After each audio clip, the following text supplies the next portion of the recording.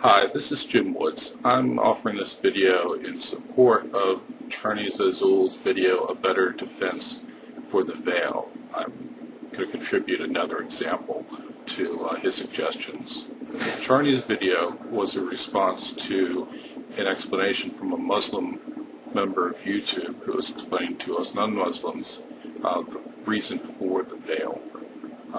And making an analogy for this, he made an analogy based upon property, which made the woman seem as if she was the property of the man.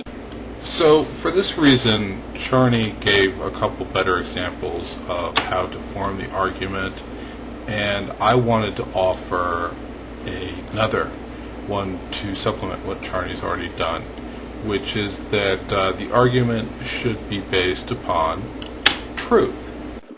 So in this case, what exactly is the truth?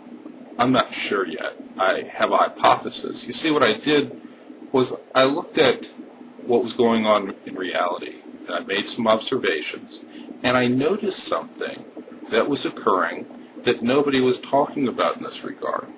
And I think that it's important, and so that really formed the basis of my hypothesis. Now, of course, I don't have enough data yet to be able to say that, yes, in fact, this is true. However, I think that maybe it could form the basis of a study. What I observed, and I really wasn't going to come out with this video until recent news about the Red Mosque in Pakistan confirmed my observation. So I'm sharing it now to put it out there as an idea where people can make their own observations and maybe share what they have seen regarding this, and maybe it should be regarded as something worthy of greater pursuit. The hypothesis basically is that the reason why Muslim women have to wear a veil is that Muslim men like to wear dresses. Now, arguments are always better with pictures, and although I don't have Charney's artistic skill, I tried to make a schematic. So let me put on my glasses and let me show you the schematic effort to try to explain what I've observed. First of all, let's clearly see that this is labeled as being a hypothesis so that no one's confused that it's actual fact. It's something that would need to be studied further.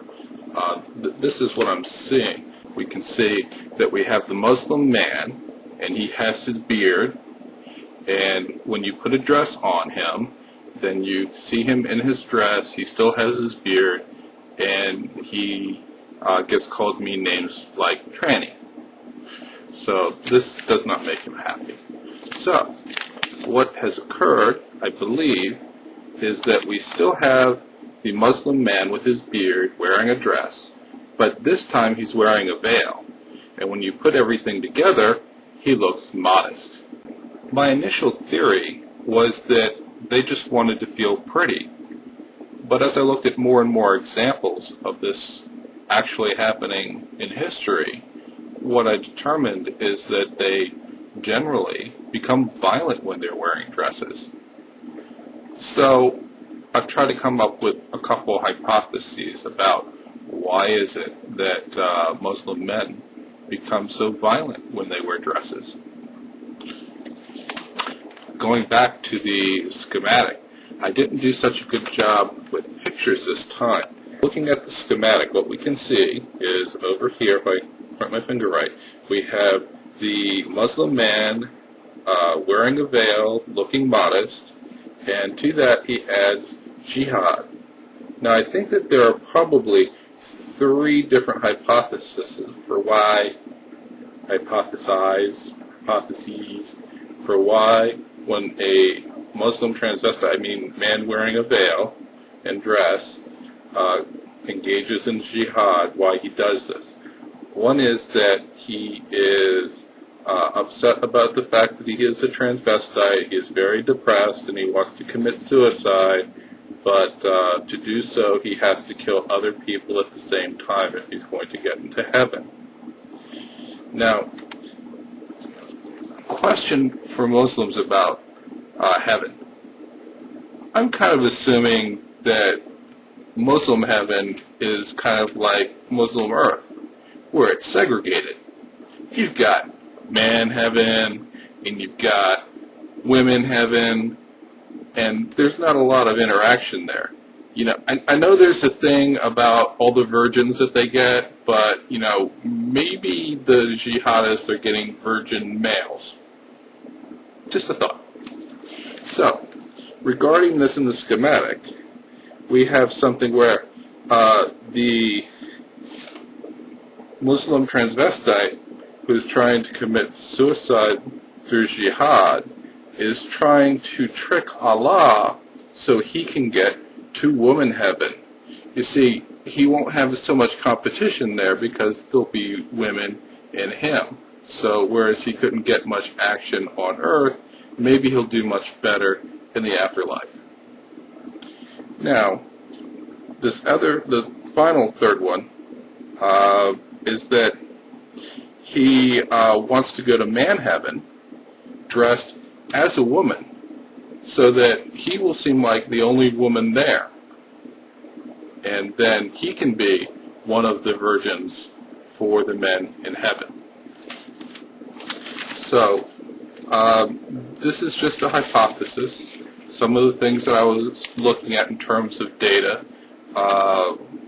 this goes back in time, thinking about Abdulaziz ibn Saud and his attack onNej to murder the Turkish governor there and reclaim the throne and then go on to found the nation of Saudi Arabia. They were wearing dresses when they did that.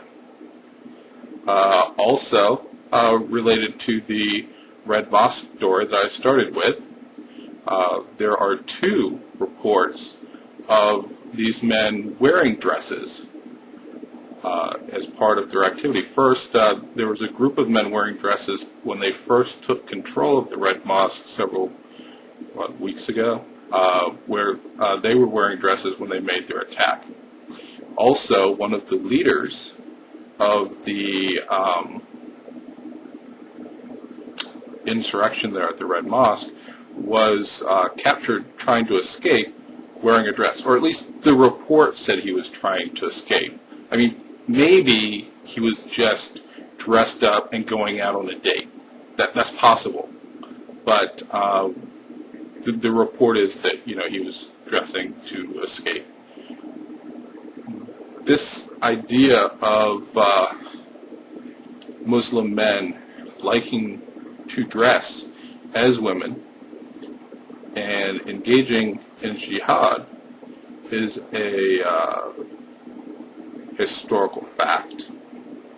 It is a current fact, and it provides ample justification for Western countries to refuse to participate in women demanding to have their modesty respected under a veil, because that woman might actually be a Muslim man being modest and pretty.